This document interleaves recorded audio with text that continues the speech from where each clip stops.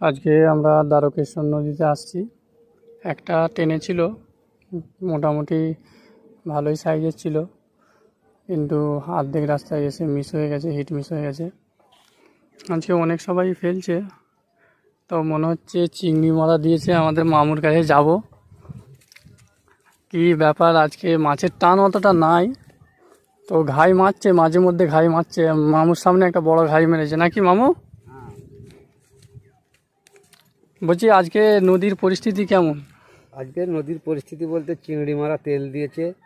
হ্যাঁ, তার জন্য মাছ হচ্ছে না, মাছ ঘাই দিচ্ছে, বড় বড় মাছই সাইজ ঘাই দিচ্ছে, 8 কেজি 10 কেজি 5 কেজি 7 কেজি এরকম সাইজের। তো আমাদের অভিজ্ঞ শিকারী, হ্যাঁ, যেটা বলছেন আমাদের সেটাই মনে হচ্ছে যে চিংড়ি মারা ওষুধ দেওয়ার কারণে আজকে টোপ ধরছে না মাছে, কিন্তু ঘাই প্রচুর বড় বড় 5 কিলো 6 কিলো সাইজের ঘাই মারছে বলছে। তো আমাদের মামু এই আসছে মোটামুটি ঘন্টা 2 আগে, মোটামুটি 10টার সময় আসছে। তো দেখি কি হয় বিকাল পর্যন্ত, নাকি মামু?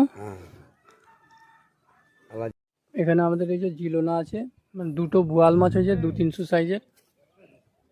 তারকেশ্বর নদীতে সব ডেনগুনা মাছ, পুঁটি মাছ, চিংড়ি মারা দিয়েছে নাকি কাকা বাবু? হ্যাঁ, চিংড়ি মারা দিয়েছে। ভিডিওটা পোস্ট করো, অনেক সবাই দেখে। হ্যাঁ, চিংড়ি মারা দিয়েছে। আমাদের এই যে সব ছোট সাইজের মাছ, শিকারীদের মন মেজাজ খারাপ। তো আমাদের এখানে আমাদের বন্ধুরা বসে আছে, সবাইরই মন মেজাজ খারাপ। আমার একটু বাইকের কাজ আছে, আমি চলে যাচ্ছি। কি আজকে নদীর পরিস্থিতি কেমন? ওষুধ দিয়েছে চিংড়ির, ভালো নয়। চিংড়ি মারা ওষুধ, তাই তো? আচ্ছা, মাছের ওয়াশ কেমন আছে? একদম খারাপ, একদম খারাপ। আচ্ছা, কোনো টান নেই। কোনো হিট হয়েছে? কোনো না, হিট হয়নি। হিট হয়নি এখনো। আচ্ছা, কাকা বাবু আমাদের ওখানে বসে আছে, কাকা বাবুটা হিট হয়নি।